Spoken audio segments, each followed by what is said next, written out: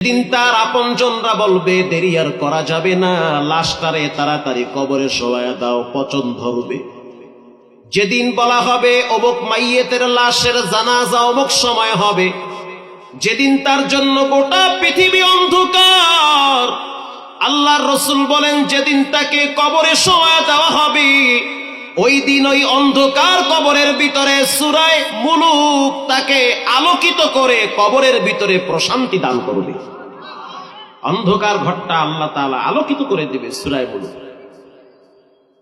আগের যুগে তো প্রত্যেকটা মানুষের ভিতরে কোরআনের প্রেম ভালোবাসা ছিল।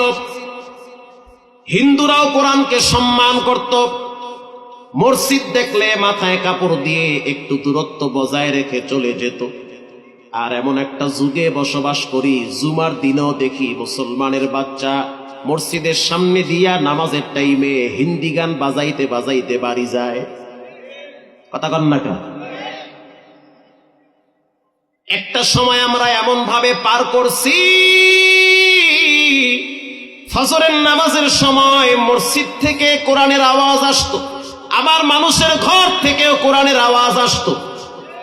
আর এখন এমন একটা সময় পার করতেছি, ফজরের নামাজের টাইমে মসজিদে মুসল্লি নাই, অথচ 14টা এসি লাগানো। কথা কন না কেন? আবার যখন মানুষের ঘরের পাশ দিয়া হাইটে যায়, তখন তো কোরআনের আওয়াজ পাওয়া যায় না, শুধু ঝগড়া টিভির আওয়াজ পাওয়া যায়। এটাই হলো বাস্তবতা। এজন্য ঘরে বরকত নাই, ঝগড়া লেগেই থাকে। বাপ ছেলের ভিতরে ত্রিমুখী যুদ্ধ লাগে, স্বামী স্ত্রীর 30 বছর সংসারের ভিতরে অশান্তি লেগে থাকে।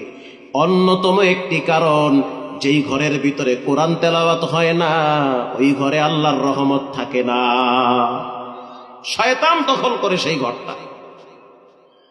বিখ্যাত মুহাদ্দিস ইবনুল মুবারক রাহমাতুল্লাহি আলাইহি বাগদাদ থেকে তিনি হজ করার জন্য চলে গেলেন বাইতুল্লাহ শরীফে। হজের কাজ কমপ্লিট করার পর হাতিমে কাবার পাশে জমজম পানি দাঁড়াইয়া পান করে স্বস্তির নিঃশ্বাস ছেড়ে তিনি ওখানে শুয়ে পড়লেন হাতিমে কাবার পাশে।